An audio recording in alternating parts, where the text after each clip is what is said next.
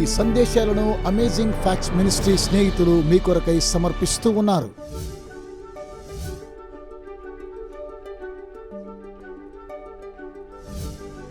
క్రైస్తవులకు ప్రార్థన అనేటువంటిది ఒక శ్వాస లాంటిది. ఒకవేళ బైబిలు జీవాహారం అయితే, సాక్ష్యం ఇవ్వడం కోసమై తర్బీదును తీసుకుని మీరు ప్రకాశించినట్లయితే, అలాగే ప్రార్థన కూడా ఆత్మకు శ్వాస అయి ఉన్నది. మరి చాలా సంవత్సరాల క్రితము ఒక కథ నాకు తెలుసును. మరి నాకు తెలిసిన A.W. టోషర్ అనే ప్రఖ్యాతిగాంచిన పాస్టర్, ఆయన ఓడలో అట్లాంటిక్ సముద్రం గుండా పయనిస్తూ ఉన్నాడు. కెప్టెన్ గారు ఇది గ్రహించి ఆయన ఎక్కడున్నాను తెలుసుకుని, పాస్టర్ గారు ప్రయాణికులకు సందేశాన్ని అందించమన్నారు. మరి చాలా మంది మెయిన్ క్యాబిన్ లో ఉండేవారు కూడా వచ్చేసారండి. ఆయన మాట్లాడుతున్నారు, ప్రార్థనా శక్తిని గురించి మాట్లాడుతున్నారు. మరియు ఒక అజ్ఞాతవాసి షిప్లో అతనికి ఏమీ తోచకుండా, సరే పాస్టర్ గారు వచ్చారు కదా, ఏదైనా వినాలని కోరుకున్నాడు. అతను చెప్పేదేంటో వినాలనుకున్నాడు. అలా వింటున్నాడు ఏకాగ్రతతో. తరువాత కొంతమంది 3వ తరగతిలో ఉన్నటువంటి ఆ ప్రయాణికులు పాస్టర్ టోసర్ గారు అందిస్తున్న సందేశాన్ని పాస్టర్ గారు సంతోషంగా అంగీకరించారు. కొంతమంది నాస్తికులు ఇలా ప్రశ్నించారు. వాక్యాన్ని వింటూ మంచిదే, అతని మాటలు నమ్మడం లేదు. నేను నమ్మను దేవుడు ప్రార్థనలకు జవాబిస్తాడు అని. అతడు ఆహ్వానించబడ్డాడు. 3వ తరగతిలో ఉన్నటువంటి వారు కూడా ఆహ్వానించబడ్డారు. అలా వెళుతున్నప్పుడు అతనికి ఏదో ఆకలేసింది. కొన్ని ఆరెంజ్ పండ్లు తీసుకున్నాడు. ఆ ఆరెంజ్ పండ్లు తీసుకున్నాడు. అలా నడుస్తూ వెళ్తున్నాడు. ఆ గదిలో అమ్మడి పయనిస్తున్నప్పుడు ఒక స్త్రీ, ఒక వృద్ధురాలు ఆ పడకలో పడుకుని ఉన్నది. చక్కటి గాలి రావడం ద్వారా అలాగ నిద్రపోతుంది. తన చేతులను ఇలా పెట్టుకున్నది తన ఒడిలో. ఈ నాస్తికుడు ఈమెను ఆట పట్టించాలనుకుని మెల్లగా వెళ్ళాడు. మెల్లగా వెళ్ళి తన చేతిలో ఉన్న కమలా పండ్లను తీసుకుని ఆమె నిద్రిస్తూ ఉన్నటువంటి సమయంలో 2 చేతుల్లో ఒక్కొక్కటి పెట్టేశాడండి. ఆ తరువాత టోసర్ గారి యొక్క ప్రసంగాన్ని వింటూ 3వ తరగతి ప్రయాణికులను ఉద్దేశిస్తూ మాట్లాడుతున్నారు. మంచిదండి, ఆయన ప్రార్థనా శక్తిని గురించి మాట్లాడుతున్నాడు. అయితే తన హృదయం అలా కదిలించబడుతుంది. అతను అలాగున ఆలోచన చేస్తూ, దేవుడు ప్రార్థనలకు జవాబు ఎలాగున ఇవ్వగలడు అలాగ అనుకుని మీటింగ్ అంతా అయిపోయింది. తన స్నేహితులంతా కలిసి, టోసర్ గారు మాట్లాడిన ప్రార్థన మీకు అర్థమైందా? నాకు నమ్మకం లేదు, అతను ఏదో వాగుతున్నాడంతే. అతడు అలా నడుస్తూ ఉన్నప్పుడు ఆ స్త్రీని గమనించాడు. ఆమె చేతిలో ఆరెంజ్ పండ్లు పెట్టాడు కదండి. ఆమె చక్కగా ఆరెంజ్ పండ్లు తింటా ఉంది. ఆ వృద్ధురాలను చూసి, నీవు చాలా సంతోషంగా ఉన్నావు కదా. ఆమె అన్నది, అయ్యా ఏం జరిగిందో మీకు అర్థం కాలేదు. నేను పడక గదిలో పడుకున్నాను. ఎందుకంటే సముద్ర ప్రయాణం అంటే నాకు చాలా చిరాకన్నది. అలా నిద్రలోకి జారుకున్నాను. నేను అనుకున్నాను నాకు ఒక కమలా పండ్లుంటే మంచిదని, చాలా బాగుంటుంది అనుకున్నాను. అలా ప్రార్థన చేశాను, ప్రభువా సముద్రపు మధ్యలో మేమున్నాము, ఒకవేళ నాకు కమలా పండ్లు దొరికితే అవి తింటే నాకు చాలా బాగుంటుంది అనుకున్నాను. నేను ప్రార్థించి లేచాను. నేను లేచి చూసేసరికి 2 చేతుల్లో ఆరెంజ్ పండ్లున్నాయి. అతడు ఆమె చూసి చాలా నిర్ఘాంతపోయాడు. ఈ విషయాన్ని విన్నాడు. ఏంటి, ప్రార్థనకు జవాబు వచ్చిందా? అమ్మా మీకు తెలుసా, ఆ ఆరెంజెస్ పెట్టింది ఎవరో కాదు, నేనే అందులో మీకు ఉంచాను. ఆమె చూసి ప్రైజ్ ది లార్డ్ అన్నది. దేవుడు నాస్తికుడి ద్వారా కూడా నా ప్రార్థన ఆలకించాడన్నది. కనుక దేవుడు దేవుడే, ఆయన ప్రార్థనకు జవాబిస్తాడు. ఎల్లప్పుడూ సంతోషముగా ఉండుడి, ఎడతెగక ప్రార్థన చేయుడి. 1 తెస్సలోనికీ 5:16-17. ప్రేమైన స్నేహితులారా, మనమందరం ఈ కార్యక్రమాన్ని చేయాలి. ప్రార్థన యొక్క ప్రాధాన్యత. మరి అంశంలో కొంచెము లోతుగా మనం వెళదాం. ప్రార్థన యొక్క పునాది. మరి మనకందరికీ తెలుసు రియల్ ఎస్టేట్ గురించి. ఈ విషయం మీకు తెలుసు అనుకుంటాను. ఇందులో 3 నియమాలు పాటించాలి. రియల్ ఎస్టేట్లో విజయవంతం కావాలి. కొన్నిసార్లు ఈ విషయాన్ని వింటూ ఉంటాను. ఆన్లైన్ ఫైబర్ ఆప్టిక్ గురించి వింటూ ఉంటాను. దీని అర్థమేమంటే లొకేషన్, లొకేషన్, లొకేషన్. నేను ఎడారిలో ఇల్లు కొన్నప్పటిని కూడా దాని గురించి ఏమీ పట్టించుకోరండి. ఎవరు అందులోనికి ప్రవేశించరు. అక్కడ ఎలాంటి సౌకర్యాలుండవు, నీళ్లుండవు, ఏది మంచిగా ఉండదు. మంచి స్థలంలో ఇల్లు కొనుక్కుంటే అనేక సౌకర్యాలుండాలి. మంచి పొరుగువారు ఉండవచ్చునేమో, మంచి రవాణా సౌకర్యం ఉండాలి, అన్ని వసతులుండాలి. అక్కడ మీరు కొనుగోలు చేస్తే మీకు చాలా బాగుంటుంది. ఇదే లొకేషన్ అంటారు. 3 నియమాలు పాటించాలి. పిల్లలను మనం పెంచేటప్పుడు ఉదాహరణకు ఉదాహరణకు ఉదాహరణకు అలాగే ప్రార్థనలో క్రైస్తవ జీవితం జీవించాలంటే దీనికి సరైన సమాధానం అది ప్రార్థన, ప్రార్థన, ప్రార్థన. దీన్ని కనుగొనాలంటే ప్రతి పేజీలో బైబిల్లో చూడగలం. కొన్నిసార్లు మన జీవితంలో ఏదైనా సమస్యలు ఏర్పడినప్పుడు ఈఎం బౌన్స్ అన్నారు. ఈరోజు సంఘానికి కావాల్సింది మిషనరీ కాదు, ఓ మంచి సంస్థ కాదు, మరిన్ని నవల పద్ధతులు కాదు. అయితే స్త్రీ పురుషులకు కావాల్సింది పరిశుద్ధ ఆత్మ కావాలి. ప్రార్థించాలి. ప్రార్థనలో శక్తివంతులు కావాలి. మీరు సంఘానికి వచ్చి దేవదూత వలె పాడవచ్చును, అరుదుగా ప్రార్థించవచ్చు. నీ పాటలు నిన్ను రక్షించవు. ఒకవేళ ఉదారత్వంగా కానుకలు ఇవ్వచ్చు క్రైస్తవ సేవలకు, ఇది సంతోషమే, పొగడదగింది. అయితే మీరు పరలోకాన్ని ఈ విధంగా కొనుగోలు చేయలేరు. ప్రార్థించినట్లయితే, సంఘములో ప్రతి ఒక్కొక్కరు కూడా పని చేస్తూ కిచెన్లో ఉన్నట్లయితే, మీరు ప్రార్థించినట్లయితే మీరు చేసే సత్క్రియల ద్వారా మీరు రక్షించబడరు. అదేవిధంగా మీరు ఎలా ప్రార్థించాలో అలాగున ప్రార్థించినట్లయితే, మీరు పాటలు పాడినా, కానుకలిచ్చినా, సేవ చేసినా, అయితే ప్రార్థన అనేటువంటిది క్రైస్తవ జీవితానికి చాలా ప్రాముఖ్యము. కనుక దీనికి సూత్రమేంటో కొంచెం లోతుగా వెళదాం. ప్రార్థన గురించి నేనిప్పుడు మీకు రసాయనాల కలయికను గురించి కానీ, వంటగది పదార్థాల గురించి కానీ, అలాగే రహస్యంగా చేసే ప్రార్థన గురించి, అయితే బైబిల్ ప్రార్థన గురించి ఏం చెబుతుందో చూద్దాం. ప్రార్థన ఎలా చేయడమో మనం నేర్చుకోవాలి. లూకాసు వార్త 11:1 ఆయన ఒకచోట ప్రార్థన చేయుచుండెను. ప్రార్థన చాలించిన తరువాత ఆయన శిష్యులలో ఒకడు, ప్రభువా, యోహాను తన శిష్యులకు నేర్పినట్లుగా మాకును ప్రార్థన చేయ నేర్పమని ఆయనను అడిగెను. బాప్తిస్మిచ్చు యోహాను నేర్పినటువంటి ప్రార్థన మాకు కూడా నేర్పండి. అయితే ప్రభువైన యేసుక్రీస్తు వారు మంచిదే నేర్పిస్తాననలేదు గాని ఇది స్పర్శించడం కాదు. వారు అడిగినట్టు ప్రార్థన నేర్పిస్తూ ఉన్నాడు. ప్రభువైన యేసుక్రీస్తు వారు ఏ విధంగా ప్రార్థన చేయాలన్న విషయాన్ని వారికి తెలియజేస్తూ ఉన్నాడు. పరలోకమందున్న మా తండ్రి ఇలా చేయాలని నేర్పిస్తున్నాడు. ప్రభు ప్రార్థన నేర్పించిన తరువాత ఆయన ఏమన్నారు తెలుసా? ఇదే ప్రార్థన మరలా వల్లించమని చెప్పలేదు. ఈ విధంగా మీరు ప్రార్థించమని ప్రభు చెప్పారు. పరలోక ప్రార్థనలో మనము గమనించినట్లయితే ప్రార్థనలో దేవుని ఎలా కలుసుకోవాలి. ఈ పరలోకపు ప్రార్థనలో 7 విన్నపాలున్నాయి. అవేంటో ఒకసారి చూద్దాం. పరలోకపు తండ్రి అంటే దేవుని గురించి మనల్ని నడిపించమని కోరుతున్నాం, క్షమించమని కోరుతున్నాం. తరువాత మనిషికి మధ్య ఉన్న విన్నపాలు చేస్తూ ఉన్నాం. మరి చాలా మంచిదండి.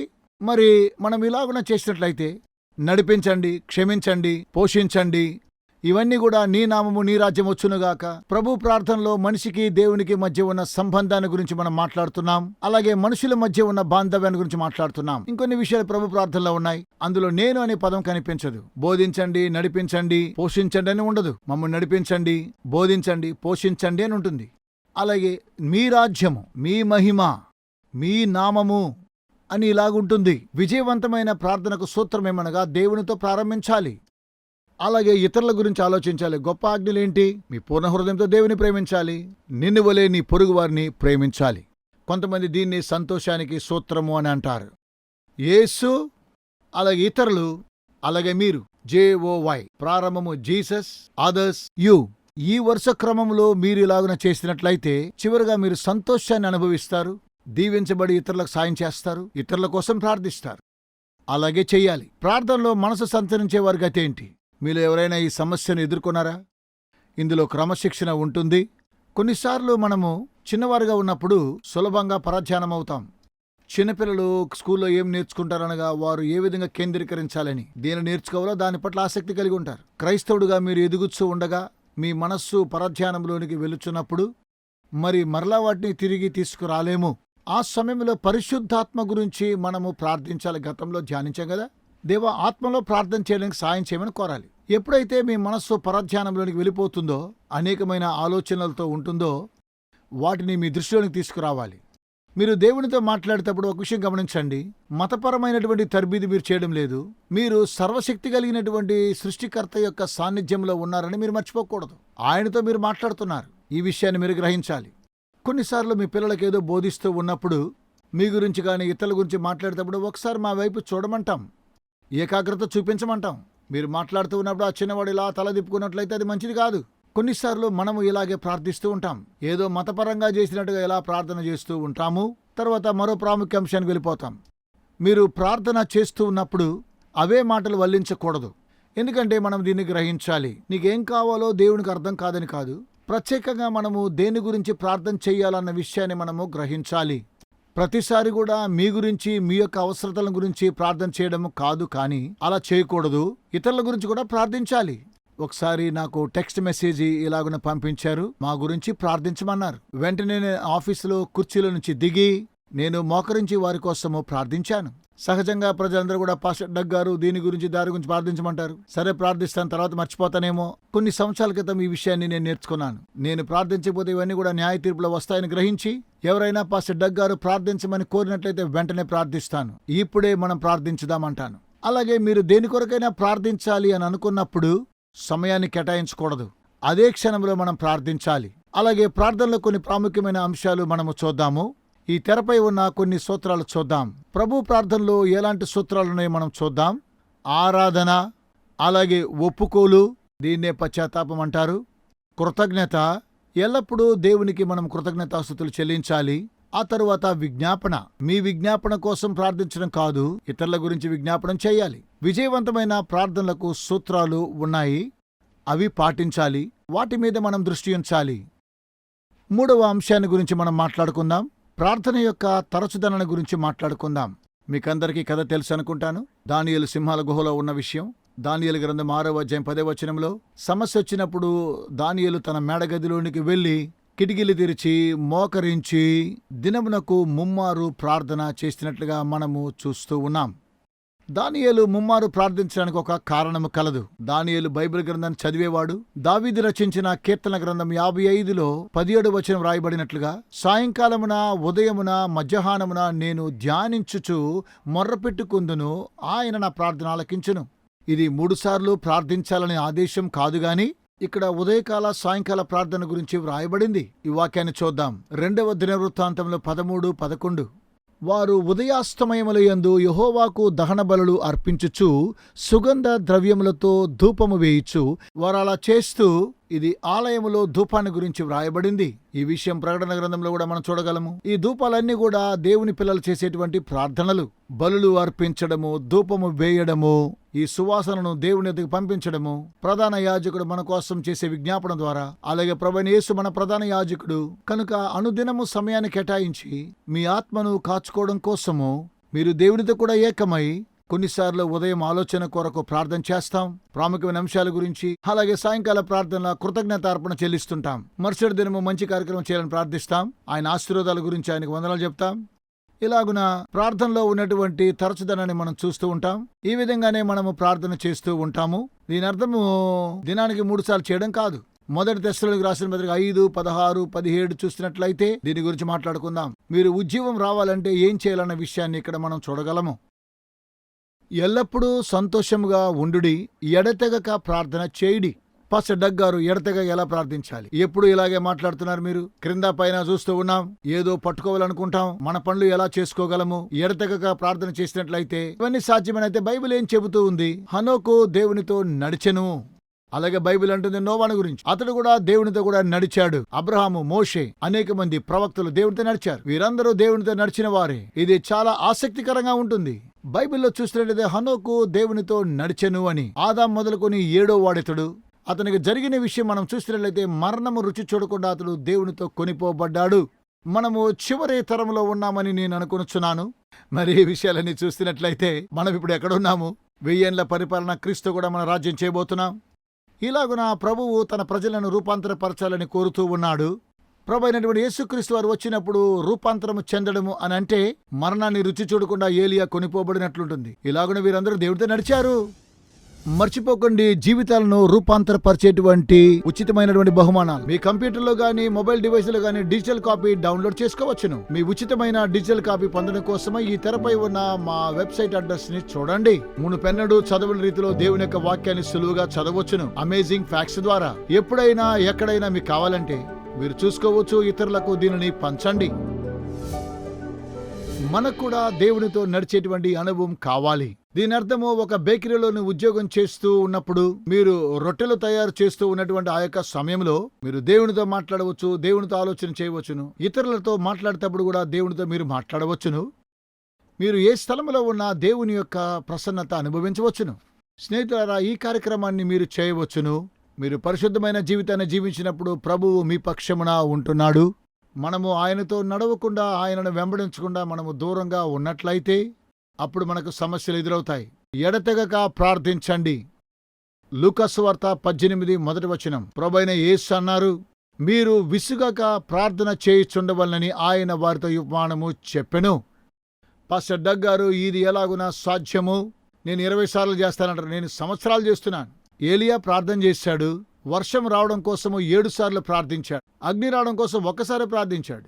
మేఘాలు రావడం కోసమై 7 సార్లు ప్రార్థించాడు. అప్పుడే వర్షం వచ్చింది. ప్రార్థనలో మనకు ఏకాగ్రత కావాలి. నేను చాలా మందితో ఈ విషయాన్ని మాట్లాడాను. భార్య భర్తలతో సంప్రదించాను. వారు పెళ్లి చేసుకున్న అవిశ్వాసులుగానే ఉన్నారు. భార్య భర్తలు ఇద్దరు కూడా. మరి వీరిని సంప్రదించినప్పుడు ఒకసారి ఏం జరిగిందంటే, ఒక విశ్వాసి మారు మనసు పొందాడు. నా భార్య కూడా మారు మనసు పొందాలి అని అన్నాడు. అలా మాట్లాడుతున్నప్పుడు వారు అనేక సార్లు 15 సంవత్సరాలు, 20 సంవత్సరాలు, 20 సంవత్సరాలు, 30 సంవత్సరాలు ప్రార్థించారు. అయ్యా ప్రభు, నా ప్రార్థన ఆలకించలేదా అని అడిగారు. నాకు తెలుసండి, కొంతమంది తల్లిదండ్రులు తన బిడ్డల కోసం 50 సంవత్సరాలు ప్రార్థించిన వారు, అయినా వారు మారు మనసు పొందలేదు. అయితే నాకు తెలిసిన తల్లిదండ్రులు ఉన్నారు, వారి పిల్లల కోసం ప్రార్థిస్తారు. మరణించేంత వరకు కూడా వారికి అర్థం కాదు, దేవుడు వారి ప్రార్థనకు తప్పకుండా జవాబిస్తారు. వారు చనిపోయిన తరువాత వారి పిల్లలు రక్షించబడి పరలోకానికి చేర్చబడతారు. కనుక మనం ప్రార్థన చేస్తూ ఉండాలి, దేవునితో మాట్లాడాలి. దేవుడు సమస్తాన్ని దయచేస్తాడు. తల్లిదండ్రులు చనిపోయిన తర్వాత ఆ ప్రార్థనలకు జవాబు వస్తూ ఉన్నది. మీరు నిరీక్షణ కోల్పోకూడదని తెలియజేస్తున్నాను. వ్యత్యాసమైన రీతిలో మీరు నిరుత్సాహపడిపోకూడదు. మీ యొక్క ప్రార్థనలో ఈ వాక్యాన్ని మీరు గమనించండి. కొలస్సీ 4:2, ప్రార్థన యందు నిలకడగా ఉండి కృతజ్ఞత గలవారై దాని యందు మెలకువగా ఉండుడి. అలాగే కొలస్సీలకు రాసిన పత్రిక 1వ అధ్యాయం 4వ వచనం, మన ప్రభువగు యేసుక్రీస్తు యొక్క తండ్రి అయిన దేవునికి కృతజ్ఞతాస్తుతులు చెల్లించుచున్నాము, మీ కొరకు ప్రార్థించుచున్నాం. మీరు చేసేటువంటి ప్రార్థనలో కృతజ్ఞత కలిగి ఉండాలని కోరుతున్నాను.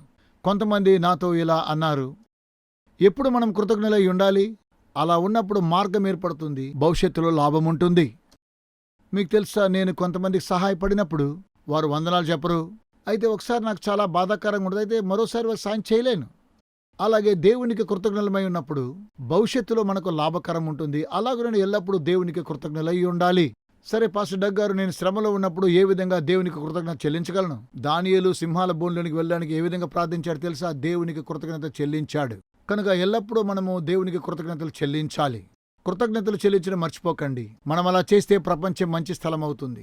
లూకా సువార్త 21:36లో ప్రభువైన యేసు, కాబట్టి మీరు జరగబోవు వీటినెలను తప్పించుకొని మనుష్య కుమారుని ఎదుట నిలబడ్డకు శక్తి గలవారగునట్లు, అంచె దినాల్లో జరిగే సంభవాల గురించి మాట్లాడుతున్నాడు. శక్తి గలవారగునట్లు ఎల్లప్పుడూ ప్రార్థన చేయుచు మెలకువగా ఉండుడని, ఇవన్నీ కూడా నెరవేరబోతూ ఉన్నాయి. మనుష్య కుమారుని ఎదుట నిలబడాలి. ప్రభువైన యేసు తన మహిమతో వచ్చినప్పుడు మీరు రెండవ రాకడ కొరకు సిద్ధంగా ఉన్నారా? అలాగైతే మెలకువగా ఉండి ప్రార్థన చేయండి. ఎఫెసీ 6:18 చూద్దాం. ఆత్మ వలన ప్రతి సమయమునందును ప్రతి విధమైన ప్రార్థనను విజ్ఞాపనను చేయుచు ఆ విషయమై సమస్త పరిశుద్ధుల నిమిత్తమును పూర్ణమైన పట్టుదలతో విజ్ఞాపనము చేయుచు మెలకువగా ఉండుడి.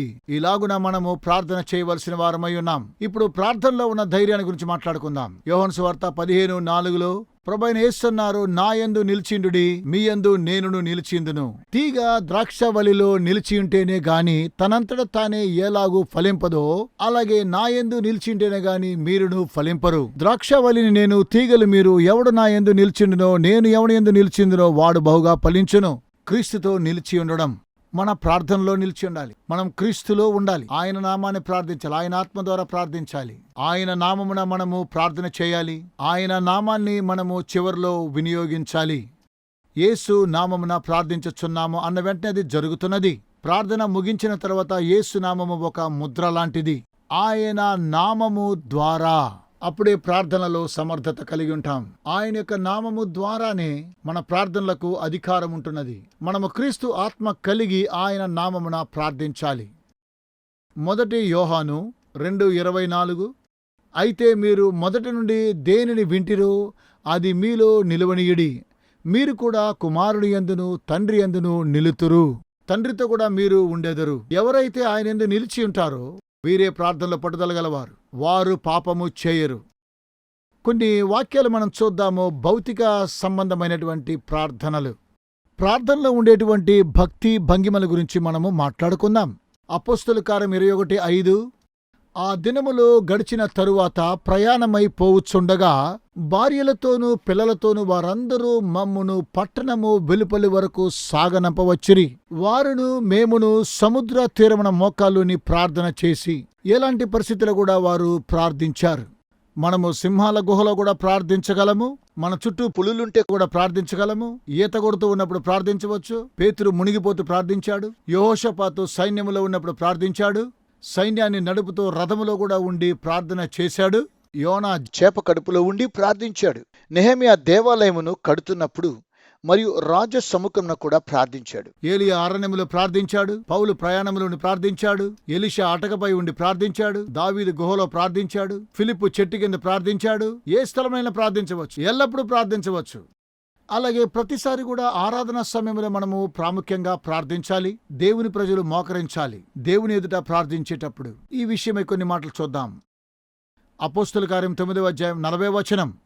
పేతురు అందరినీ వెలుపలికి పంపి మోకాళ్ళుని ప్రార్థన చేసి శవం వైపు తిరిగి స్తబితా లెమ్మనగా అతడు ఇలాగూ చెప్పి మోకాళ్ళుని వారందరితో ప్రార్థన చేసెను. అపోస్తుల కార్యం 7వ అధ్యాయం 59-60. ప్రభువును గూర్చి మొర్రపెడుచు యేసు ప్రభువా నా ఆత్మను చేర్చుకొనుమని స్టెఫను పలుకుచుండగా వారు అతని రాళ్లతో కొట్టిరి. అతడు మోకాళ్ళుని ప్రభువా వీరి మీద ఈ పాపము మోపకమని గొప్ప శబ్దముతో పలికెను. అతని చంపిన వారి కోసమై ప్రార్థించాడు. యేసుక్రీస్తు చివరి మాటలు చూడండి. తండ్రి వీరేమి చేయుచున్నారో వీరెరుగురు వీరిని క్షమించమన్నాడు. చూడండి, ఆయన ప్రజలు మారుస్తున్నాడు. చనిపోతూ ఇతరుల కోసం ప్రార్థిస్తున్నాడు.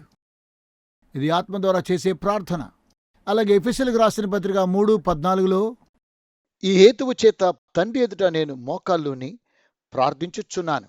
కొన్ని ప్రాముఖ్య అంశాలు మీకు తెలియచేస్తూ ఉన్నాను. సంఘాలు ఏ విధంగా మారాయంటే మార్కెట్ స్థలముగా మార్చబడింది. ప్రజలు ప్రార్థించలేకపోతున్నారు. మోకరించగలిగితే మోకరించండి, లేకపోయినా పర్వాలేదంటున్నారు. మనము దేవుని ఎడల భక్తిని కోల్పోతూ ఉన్నామనుకుంటున్నాను.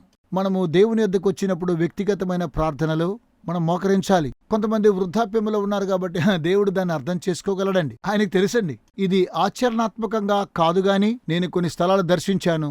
కొంతమందిని ప్రార్థించమంటే రాతి నేలన మోకరించారు. వారు మోకరించి ఎలాగున ప్రార్థించారో గమనించండి. దేవుడు ఇలాగున ప్రార్థించాలని కోరుతున్నాడు.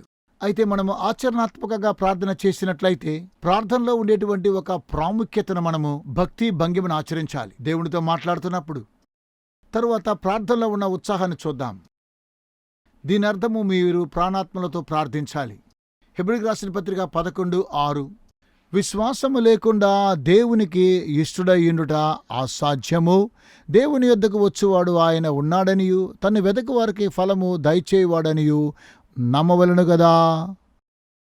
నేను ఆశ్చర్యపోతున్నాను. 5 నిమిషాల వరకు ప్రార్థన చేసిన వారు ఎలాంటి అద్భుతాలు పొందుకున్నారు. కొంతమంది నిరీక్షణ కోల్పోతారు. ప్రభువైన యేసు చెప్పిన మాటలు చూడండి. ఒక స్త్రీని గురించిన ఉపమానం. ఆమె ఎడతెగక ప్రార్థన చేయడం చూస్తూ ఉన్నాం. మరలా వచ్చి ప్రార్థిస్తూ ఉన్నది. చివరికి ఏం జరిగింది? అన్యాయస్తుడైన న్యాయాధిపతి సమస్తాన్ని దయచేశాడు. ప్రభువైన యేసు అంటున్నారు, చూడండి, అనీతిమంతుడి న్యాయాధిపతి ప్రార్థన విన్నాడు. అలాగే పరలోకమందున మీ తండ్రి తన పిల్లల దివారాతులు మొరపెడితే ఆయన సమాధానమిస్తున్నాడు. కనుక ప్రార్థనలో పట్టుదల కలిగి ఉండాలి. ఇర్మియా గ్రంథము 29:13. మీరు నన్ను వెదికిన ఎడల పూర్ణ మనస్సుతో నన్ను గూర్చి విచారణ చేయని ఎడల మీరు నన్ను కనుగొందురు. చూడండి, ఇది ఎంత ప్రాముఖ్యమైన అంశమో. మీరు అద్భుతాలు రుచి చూడాలంటే ఈ విధంగా ప్రార్థన చేయాలి. ఆ తర్వాత ప్రార్థనలో ఉన్నటువంటి ప్రభావం చూద్దాం. అద్భుతాలు జరుగుతాయి దేవుని ప్రజలు ప్రార్థిస్తే. బైబిల్ గ్రంథంలో ఉన్న ప్రతి పేజీ కూడా ప్రార్థన ఎలాగునా క్రియ చేస్తున్నదో చూడగలం. యెహోషువ ప్రార్థిస్తే సూర్య చంద్రులు ఆగిపోయారు. ఇశ్రాయేలును చూడండి, ఐగుప్తు రాజులు వారిని తరుముకొని వస్తూ ఉన్నప్పుడు సముద్రం వద్ద ప్రభుకు మొరపెట్టారు. దేవుడు ఎర్ర సముద్రమును పాయలుగా చేశాడు. హిజ్కియా ప్రార్థించాడు. దేవుని దూత బయలుదేరి 185,000 మంది శత్రువులను ఒకే రాత్రి సంహరించాడు. దేవుడు వరకు సిద్ధం చేశాడు. బైబిల్ చెప్తుంది యోనా ప్రార్థించాడు. ఏం జరిగింది? మీ యొక్క పరిస్థితి చూస్తే నిరీక్షణ లేకపోయినప్పటికీ దేవుడు మనం ప్రార్థన ఆలకించలేదనుకుంటాం. దేవుడు నేను ప్రార్థించాను అయినా పని జరగలేదంటాం. నేను సమస్తాన్ని చేయగలను దేవుడు అంటున్నాడు. యోనా తిమింగలపు కడుపులో జీర్ణాశయములో ఉండి అంధకారములో ఉండి కూడా సముద్రం అగాధములో ఉండి తన పాపముల కొరకు అతడు శ్రమ పొందడం లేదు గాని అది మరణించేటువంటి సమయం అతడు ప్రార్థించుచున్నాడు. భూమి మీదుండి పరలోకపు దేవునికి ప్రార్థన చేయడము ద్వారా సముద్ర అంతరంగంలో ఉన్నాడు. దేవుడు అతని ప్రార్థన విన్నాడు, అద్భుతాలు చేశాడు. మరి తిమింగలానికి దేవుడు ఆజ్ఞాపించాడు. యోనాను నేల మీద కక్కివేసింది, ఆరిన నేలను కక్కివేసింది. మన దేవుడు మంచి దేవుడు. ఏలియా ప్రార్థించాడు, ఆకాశం నుండి వర్షం అగ్ని కురిసింది. షద్రక్ మెషాకులు దేవుడిచ్చిన వాగ్దానాన్ని పురస్కరించుకుని మీరు అగ్నిగుండా వెళ్ళినప్పుడు నేను మీతో కూడా ఉంటాను. దేవుడు వారి ప్రార్థనకు జవాబుగా అగ్నిగుండా ఎయిర్ కండిషన్ చేశాడు. కనుక దేవుడు అద్భుతాలు చేసేటువంటి దేవుడు. మరి అలా నమ్మాలి. ప్రభునందుకు వచ్చినప్పుడు ప్రార్థనలో నిశ్చయత కలిగి ఉండాలి. ప్రభు అయిన యేసు సెలవిచ్చిన రీతిగా ఇతరులను క్షమించాలి. ఈ విషయాన్ని గురించి మాట్లాడాం. మీరు బలి అర్పించుచున్నప్పుడు ఎవరితోనైనా పోట్లాట ఉంటే అక్కడ విడిచిపెట్టి వారితో కూడా మీరు సమాధాన పడవాలని దేవుడు కోరుతూ ఉన్నాడు. క్రీస్తు ఆత్మ కలిగి వారిని మనము క్షమించాలి. ఆయన నీ వైపు తిరుగుతున్నాడు. దేవుడు మీ ప్రార్థనలో వినడానికి సిద్ధంగా ఉన్నాడు. మీరు ఆయనను అడగాలి. ఒక ఉపమానము నేను విన్నాను. ఒక వ్యక్తి పరలోకానికి వెళ్ళినప్పుడు దేవదూతలు బంగారు వీధులు చూపిస్తూ ఉన్నారు, అద్భుతమైన భవంతులు చూపిస్తూ ఉన్నారు. వాటి మధ్యలో ఒక విషయం చూశాడు. ఇది ఆశ్చర్యంగా ఉంది. దేవుని యొక్క పట్టణం అది ఒక గొప్ప అమెజాన్ వేర్ హౌస్ లా ఉంది. ఎకరాలు ఎకరాలు నిలువ చేసేటువంటి స్థలాలు అక్కడ ఉన్నాయి. అప్పుడు అతడు ఆలోచించాడు, ప్రపంచంలో నుండి దేవదూతలు పరలోకంలో దేని సేకరిస్తున్నారు? అతడు దేవదూతలతో ఈ యొక్క వేర్ హౌసెస్ అంటే ఏంటని అడుగుతున్నాడు. ఇవన్నీ ప్రార్థనలు, వీటికి జవాబులు సిద్ధంగా ఉన్నాయి, ఎవరు వీటిని పొందుకోవడానికి ముందుకు రావలేదన్నారు. అక్కడ అనేకమైన ప్రార్థనలకు జవాబులు ఉన్నాయి. కొన్ని జవాబులు రాలేదు, ఎందుకంటే మనం అడగడం లేదు. ప్రభువైన యేసు అన్నాడు, అడుగుడి మీకు ఇవ్వబడును, మీ సంతోషం పరిపూర్ణమగినట్లు అడగమంటున్నాడు. కనుక ప్రియ స్నేహితులారా, ప్రార్థించండి. అనేక విషయాల గురించి మనం ప్రార్థించాలి. దేవునితో మాట్లాడడానికి తర్బీదు చేసుకోండి. దేవునితో నడవండి. మీరు పునరుజ్జీవాన్ని అనుభవించగలరు.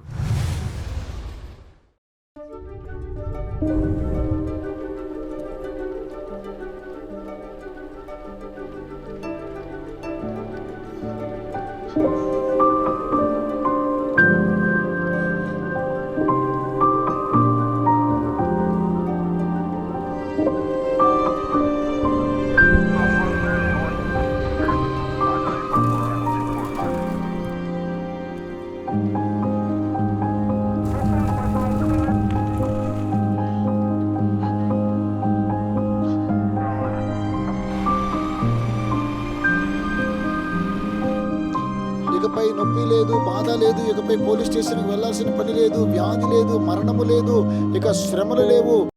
నిజమైనటువంటి స్నేహితులకు వేదన, బాధలన్నీ కూడా ఈ ప్రపంచంలో నుంచి దేవుడు వాటిని తీసివేస్తూ ఉన్నాడు. సాత్వికులు ధన్యులు, వారు భూలోకమును స్వతంత్రించుకొందురు.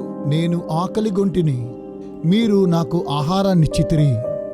ఈ పేదవారిలో ఎవరికైనా మీరు చేసినట్లయితే నాకు చేసినట్లని ప్రభు సెలవిస్తూ ఉన్నాడు.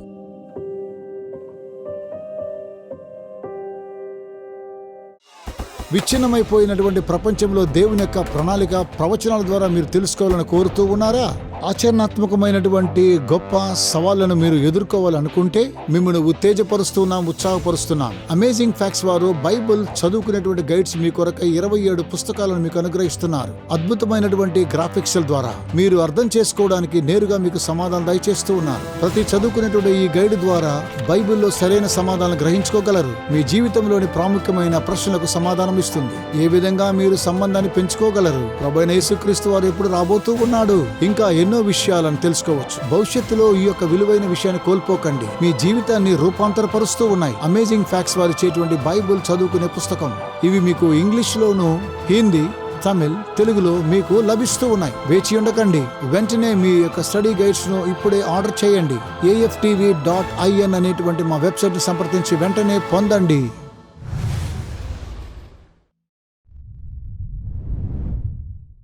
మర్చిపోకండి, ఈ రోజు ఉచిత ఆఫర్ ని పొందుకోవడం కోసము మీరు చేస్తూ ఉన్నటువంటి సహాయాన్ని బట్టి మీకు వందనాలు తెలియజేస్తూ ఉన్నాం. యేసుక్రీస్తు సువార్తను ప్రపంచానికి తీసుకుని వెళ్ళాలి. రాబోయే వారం మాతో కూడా కలుసుకోండి. దేవుని యొక్క వాక్యం ద్వారా లోతైన సత్యాలు తెలుసుకుందాం. ఆశ్చర్యమైన సత్యాలు మనం నేర్చుకోబోతున్నాం. ఈ సందేశాలను అమేజింగ్ ఫ్యాక్ట్స్ మినిస్ట్రీ స్నేహితులు మీ కొరకై సమర్పిస్తూ ఉన్నారు.